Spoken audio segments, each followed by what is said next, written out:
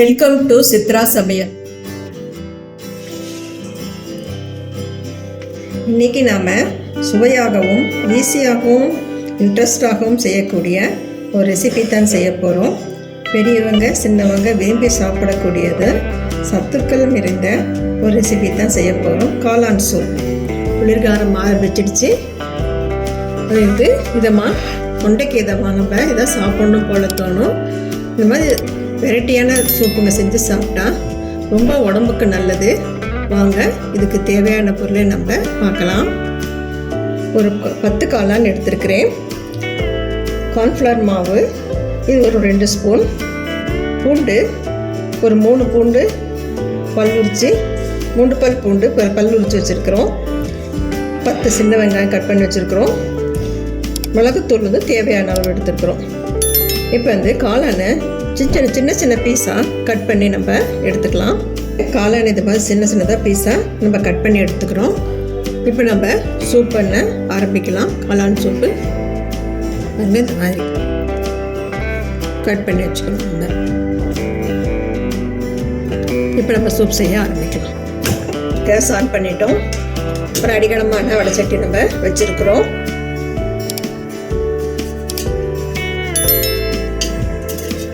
இதில் 3 ஸ்பூன் எண்ணெய் விட்டுக்கலாம்.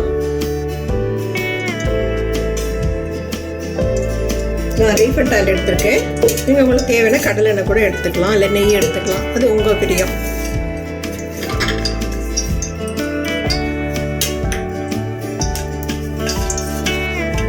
எண்ணெய் காயிட்டும். ஸ்கூல் விட்டு பிள்ளைங்க வந்தால் இது மாதிரி செஞ்சு கொடுத்தீங்கன்னா ரொம்ப விரும்பி சாப்பிடுவாங்க. எண்ணெய் காஞ்சிருச்சு. இப்போ நம்ம ஃபஸ்ட்டு வெங்காயம் போட்டுக்கலாம்.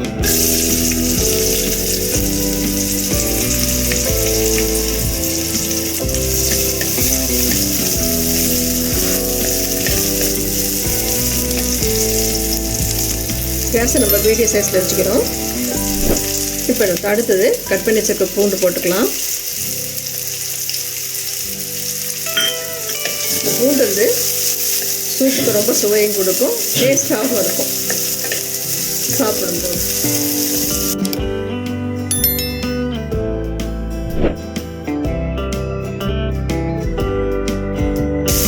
இது கூட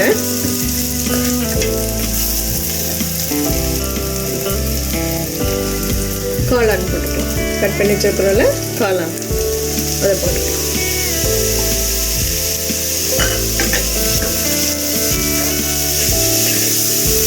ஒரு நிமிஷம் எண்ணெயில் நல்லா வதக்கி விடணும்.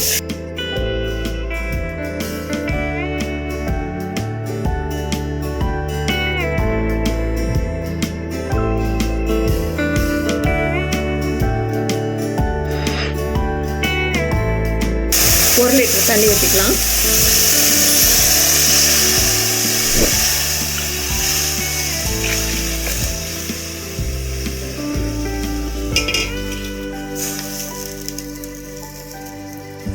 தேவையான அளவு உப்பு போட்டுக்கலாம்.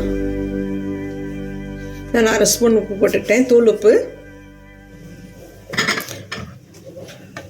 இந்த காளான் பூண்டு வெங்காயம் நல்லா வெந்தப்புறம்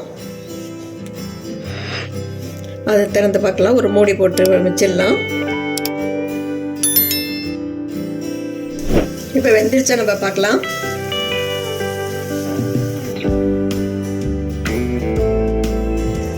காளான் பூண்டெல்லாம் நல்லா வெந்துருச்சு. இந்த சூப்புக்கு கொஞ்சம் கார்ன்ஃப்ளவர் மாவு கரைச்சி ஊற்றிக்கலாம். கெட்டியாக ஆகணும்ல சூப்பு, அதனால கார்ன்ஃப்ளவர் எடுத்து வச்சுருக்கிறோம்ல, அதை கொஞ்சம் தண்ணி ஊற்றி கரைச்சி இதோட ஊற்றிக்கலாம். இந்த கார்ன்ஃப்ளவர் மாவு ஊற்றுறதுனால இன்னும் டேஸ்ட் கொடுக்கும் சூப்புக்கு. கெட்டியும் போட டேஸ்ட்டும் கொடுக்கும். அதனால தான் நம்ம இதோட மிக்ஸ் பண்ணிக்கிறோம். கார்ன்ஃப்ளவர் மாவுடைய பச்சை வாசனம் போகிற மாதிரியே ஒரு நிமிஷம் நம்ம வேக வச்சுக்கலாம். ஒரு நிமிஷம் ஆயிடுச்சு. கார்ன்ஃப்ளவருடைய பச்சை வாசனமும் மாவுடைய பச்சை வாசனமும் போயிடுச்சு. கார்ன்ஃப்ளவர் மாவுடைய பச்சை வாசனமும் சூப்பும் கெட்டி ஆயிடுச்சு. இந்த டயத்தில் நம்ம மிளகாத்தூள் எடுத்து வச்சுருக்கோம்ல, அதை இதை தூவிக்கலாம். கூட கொத்தமல்லி தழை போட்டுக்கலாம். பாருங்க, சூப்பர் ரெடி ஆயிடுச்சு. இதை நம்ம ஒரு பவுலில் மாற்றிக்கலாம். கேஸ் ஆஃப் பண்ணிட்டு காளான் சூப் ரெடி ஆயிடுச்சு. பாருங்க, டேஸ்ட் பண்ணி பார்த்தோம். உப்பு காரெல்லாம் சரியாக இருக்குது. நீங்களும் உங்கள் வீட்டில் இதே அளவோட செஞ்சு பாருங்கள். பாராட்டுக்கள் நிச்சயம். குழந்தைகள் பெரியவங்கெல்லாம் விரும்பி சாப்பிடுவாங்க. இந்த வீடியோ உங்களுக்கு பிடிச்சிருந்தா சித்ரா சமையலுக்கு லைக் பண்ணுங்கள், கமெண்ட்ஸ் பண்ணுங்கள், சப்ஸ்கிரைப் பண்ணுங்கள். உங்கள் ஃப்ரெண்ட்ஸுக்கும் ரிலேட்டிவ்ஸுக்கும் ஷேர் பண்ணுங்கள். உணவே மருந்து. மிக்க நன்றி. இந்த வீடியோ உங்களுக்கு பிடிச்சிருந்தா சித்ரா சமையலுக்கு லைக் பண்ணுங்கள், ஷேர் பண்ணுங்கள், சப்ஸ்கிரைப் பண்ணுங்கள். உங்களுடைய கருத்துக்களை கமெண்ட் செக்ஷனில் பதிவு பண்ணுங்கள். உணவே மருந்து.